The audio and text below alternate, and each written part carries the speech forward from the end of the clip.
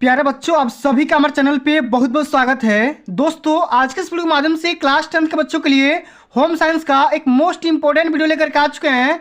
और बच्चों, इस वीडियो के माध्यम से मैं आप सभी को होम साइंस के पूरे किताब के टॉप 20 मोस्ट इंपोर्टेंट दीर्घ उत्तरीय क्वेश्चन बताने वाला हूं, जो कि बोर्ड परीक्षा के पेपर में कई बार पूछा जा चुका है। इसलिए आप सभी से हम्बल रिक्वेस्ट है, इस पूरे वीडियो को शुरू से लेकर के अंत तक जरूर देख लेना।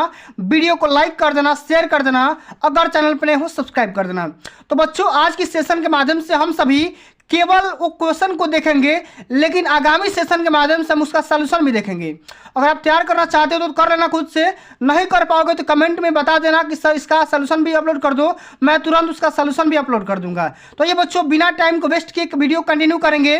और सबसे जो पहला यहाँ पे क्वेश्चन पूछा गया है, ये क्वेश्चन बच्चों जो देख रहे हो बोर्ड के पेपर में हर साल पूछा जाता है। आप कोई भी बोर्ड का पेपर उठा करके देखोगे, प्रीवियस ईयर पेपर उठा करके देखोगे, प्री बोर्ड का पेपर उठा करके देखोगे, तो क्वेश्चन हमेशा देखने को मिल जाएगा कि पारिवारिक बजट से आप क्या समझते हैं। पारिवारिक बजट बनाने के मुख्य उद्देश्य तथा लाभ का उल्लेख करिए। ये जो क्वेश्चन है बोर्ड के पेपर में कई बार आ चुका है, और ये क्वेश्चन बोर्ड के पेपर में 6 नंबर में सीधा सीधा पूछा जाता है, और अब की बार पेपर में आएगा, मैं गारंटी के साथ बोल सकता हूं। ठीक है, तो इस क्वेश्चन को तैयार कर लेना। क्वेश्चन को कैसे हल करना है सब कुछ मैं आप सभी को आने वाले वीडियोस के माध्यम से बताने वाला हूं। ठीक है, अगला क्वेश्चन जो कि आपको तैयार करना है, ये वाला क्वेश्चन उसी चैप्टर का है। ठीक है, कि पारिवारिक बचत से आप क्या समझते हैं, किन साधनों के द्वारा बचत को सुरक्षित रखा जा सकता है। यह भी question very very most important question है, कई बार पूछा जा चुका है। ठीक है, इस दोनों क्वेश्चन को तैयार करना, दोनों में से कोई एक क्वेश्चन बोर्ड के पेपर में देखने को पक्का मिलने वाला है। ठीक है, अब चलो अगला क्वेश्चन जो कि यह है कि घर की स्वच्छता का अर्थ तथा इसका महत्व समझाइए। यह क्वेश्चन बोर्ड के पेपर में कई बार आ चुका है, इसको भी ध्यान से समझ लो, क्योंकि बोर्ड के पेपर में अब की बार पक्का आने वाला है। ठीक है, कि घर की सफाई का मतलब क्या होता है, इसकी महत्व क्या होता है, इसके बारे में आप सभी को समझाना होगा, बताना होगा। 6 नंबर का आता है बोर्ड के पेपर में।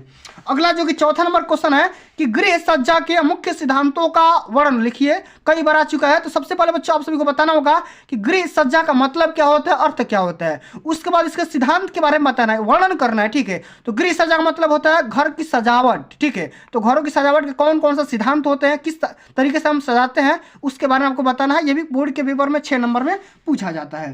ठीक ना, अब चलो अगला क्वेश्चन जो कि आपका 5वां नंबर क्वेश्चन है कि सजावट से आप क्या समझते हैं।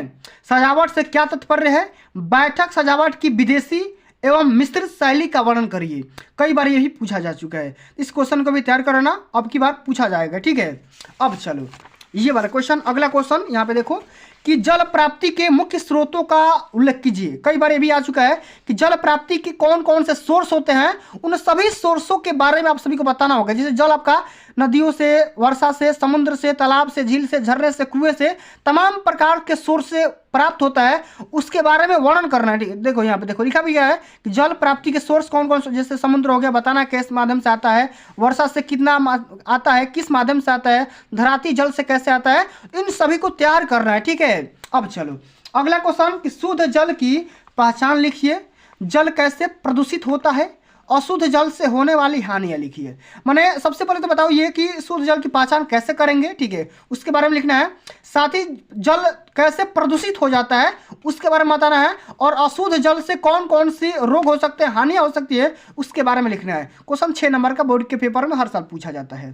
ठीक ना, अगला क्वेश्चन है कि अतिसार रोग के कारणों, लक्षणों तथा बचाने के उपायों का वर्णन करना है। यह भी कई बार आ चुका है। ठीक है, डायरिया इसको बोला जाता है। ठीक है, इसका सबसे पहले रीजन बताओ, किस वजह से होता है, जब ये हो जाता है तो कैसे पता चलेगा कि भाई डायरिया ही हुआ है।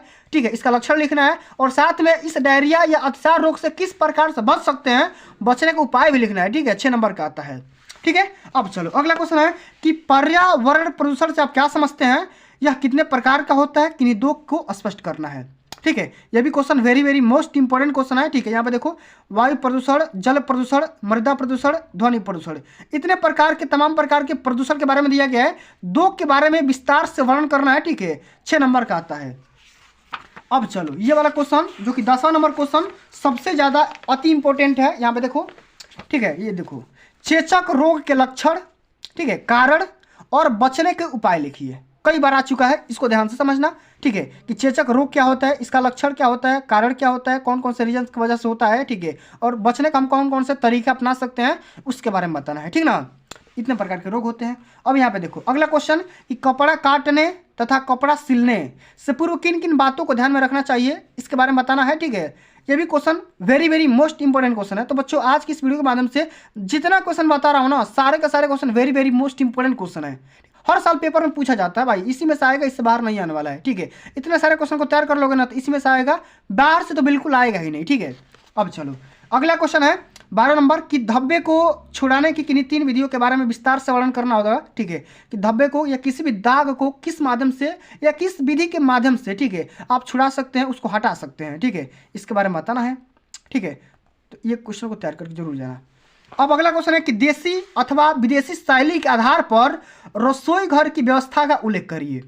मैंने रसोई घर के सबसे पहले बताओ रसोई घर के प्रकार कौन, किस प्रकार की आधुनिक शैली, भारतीय शैली, ठीक है, तमाम प्रकार की शैलियों का वर्णन यहाँ पे किया जाएगा। ठीक है, आगे बताऊंगा। ठीक है, तैयार कर लेना, वरना नहीं कर पाओगे तो कमेंट करके बता देना, इसका सोल्यूशन अपलोड कर दूंगा। ठीक है, अब चलो अगला क्वेश्चन है कि भोजन पकाने का मुख्य उद्देश्य क्या है। मैंने भोजन हम क्यों पकाते हैं, हमारा टारगेट क्या है, ऑब्जेक्टिव क्या है, मोटो क्या होता है, हम किस लिए भोजन को पका करके ही खाते हैं, सबसे पहले इसके बारे में बताओ। ठीक है, आप भोजन पकाते समय किन किन बातों को ध्यान में रखेंगे, इसके बारे में आपको वर्णन करना होगा, जो कि बोर्ड के पेपर में पूछा गया है। ठीक ना, अब चलो अगला क्वेश्चन, ये देखो अगला जो कि 15 नंबर क्वेश्चन है, very very most important question है कि सामान्य व्यक्ति, स्वस्थ और रोगी के भोजन में क्या क्या अंतर होता है। मैंने एक स्वस्थ व्यक्ति होता है उसके भोजन और एक रोगी के भोजन में क्या क्या डिफरेंसेस होता है, उसके बारे में बताना है। और रोगी को भोजन देते समय किन किन बातों को ध्यान में रखेंगे, कई बार हमने बता भी रखा है। ठीक है, तो इसको यहाँ पे बताना है। ठीक है, चलो अब अगला क्वेश्चन है कि अस्थि संस्थान या अस्थि तंत्र से आप क्या समझते हैं, इसका महत्व एवं उपयोगिता को बताइए। ठीक है, ये भी क्वेश्चन कई बार आ चुका है, इसके बारे में भी बताना है। ठीक है, इस क्वेश्चन को भी तैयार करके जाना। अब अगला क्वेश्चन जो कि 17 नंबर क्वेश्चन है, ये वाला क्वेश्चन, अस्थिभंग के प्रमुख प्रकार बताइए, माने इसका कितने प्रकार होता है, टाइप्स का क्या होता है। ठीक है, और हड्डियों के टूट या अस्थिभंग में होने वाले प्राथमिक उपचार, प्राथमिक उपचार मतलब फर्स्ट एड। ठीक है, डॉक्टर के आने से या जाने से पहले अपने घर पे अपने ही हाथों के द्वारा जो भी हम उपचार करते हैं उसी को प्राथमिक उपचार बोला जाता है। तो किस माध्यम से करेंगे, कैसे करेंगे, उसके बारे में आप सभी को सॉल्यूशन बताना है। ठीक ना, अब अगला क्वेश्चन है कि श्वसन तंत्र से आप क्या समझते हैं, श्वसन तंत्र के प्रमुख अंगों का नाम लिखना है। ठीक है, सबसे पहले श्वसन तंत्र के बारे में समझाना है कि भाई इसका किस तरीके से परिभाषा करेंगे, कैसे लिखेंगे। ठीक है, इसमें से कौन कौन सा सिस्टम लगा होता है, कौन कौन से भाग होते हैं, सबसे पहले उसके बारे में तो बताओ। ठीक है, इसके बाद कौन कौन से अंग होते हैं उसके बारे में भी बताना है, विस्तार से वर्णन करना है। ठीक ना, अगला क्वेश्चन है कि घायल के स्थानांतरण से आप क्या समझते हैं। ठीक है, स्थानांतरण की विभिन्न विधियों के बारे में वर्णन करना है, कई बार आ चुका है। ठीक है, बोर्ड के पेपर में। ठीक है, तो इस वाले क्वेश्चन को भी आप सभी को तैयार करना है।